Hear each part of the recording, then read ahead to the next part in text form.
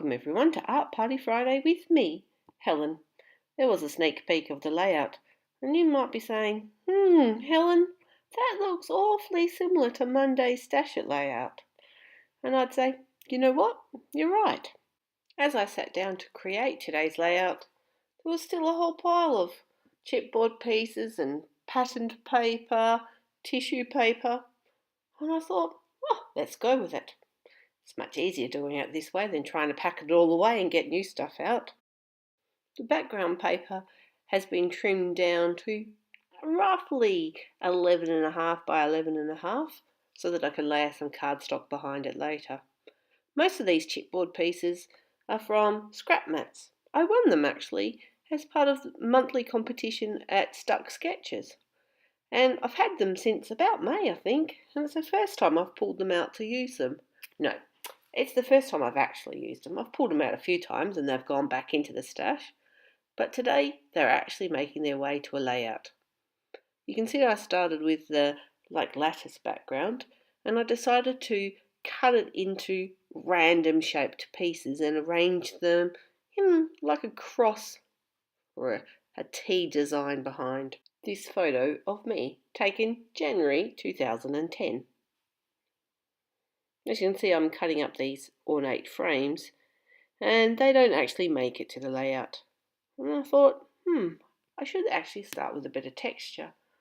So I pulled out a Prima, a Finnabair Elemental stencil, and I'm using some Wendy Vecchi translucent embossing paste. The good thing about that is that when it dries as a clear gloss, so it adds a bit of shine and some texture without adding really colour. Also on my desk was this piece of lace left over from Monday's layout, so I thought, add a little bit more of it to this layout. And this piece was trimmed off of the background patterned paper, and luckily when I trimmed it I didn't look, but it's a ruler, so I thought, add that little piece as well. As I've said before, I don't plan my layouts, really. I have an idea of what I'm going to use and then I see what happens. And I often just decide, right, let's just start sticking. So I've used my Cosmic Shimmer glue to glue the bits of chipboard down and I build from there. Now, I know some people like to lay it all out first and then glue at the very end, but I've never been like that. And sometimes it doesn't work, but most times it does, or I make it work. I get ideas, but then I go off on tangents. As you can see here, this pendant hanging down to the right-hand side of the photo was an idea I started with, but it doesn't make it because I've gone off down a different tangent. And if you ask the kids in my class, they'll tell you I'm always going down tangents, but that's what makes things interesting. Anyway, I've decided to give this area a thin coat of gesso, and the main reason I'm doing this is it just helps make the paper a bit more robust. It helps give it a layer of protection for when I'm going to add some liquid later. Anyway, just spreading it around with a dry brush so that I don't go adding any more liquid than I need to the paper. Here I'm adding some more texture. It's a white sand texture paste by Prima, so it has a bit of a grit to it, which will help attract the colour or hold the colour later. I pulled out my tube of scrap dots. Haven't used this for a while, but it's a liquid dimension, and because the paper is so warped, I felt adding foam wouldn't work as well. This has just allowed the photo to stick off the page or up from the page. This is a floral piece from scrap mats that I've cut up. No, there were two pieces. I just cut a little bit off and glued them on, and now I'm gluing on some little frames, just one to each corner, just for some tiny detail. And I'm going to pull out a chipboard word for my title. And the word is beautiful. And some might say, Helen, that's a little bit big-headed using the word beautiful for your title.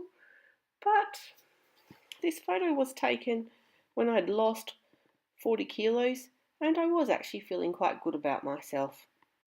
I pulled out some of my Lindy Stamp Gang sprays so that I can paint with them. The first one I'm using is Teapot Purple, and then I'm going to pull out some Love at First Sight Lavender. Painting it on rather than spraying it on gave me better control. Well, that's what I was telling myself, but I still managed to get a few drops on the photo. But I was able to get it into places, into the crevices in the chipboard. But when I finished, I thought, it's a bit just bleh on the page. So some sprinkles would be a good way to tie it into the background. Then I thought, all right, I'll sand around the edges and glue them onto some chipboard. Got that word on my brain. Onto some cardstock. And I felt the two different shades of the purple worked well. As you can see, I inked around the edges as well. And I used my double-sided tape method to stick it all down. The main benefit of this method is that it allows you to align your paper, your cardstock, or readjust that before you stick it together. And when you pull that backing off, then it's permanent. I learnt the hard way a few layouts ago where I tried to take the easy route and use my ATG gun and totally ruined the paper because it was all crooked and I couldn't live with it. Anyway, I pulled out some paper flowers that I've had for a long time, coloured them up with the Lindy Stamp Gang, and then glued them on. What I forgot to film was I also added some leaves and added some more flowers near the title. And then I thought I was finished, but I found these gold gems from 2011 that I added in a few little spots for a little bit of sparkle. Well, that's it for this Arty Party Friday. I hope you've enjoyed it and listened to my rambling on about things. And I'll catch you next time on the Crafty Maven. Take care. See you later.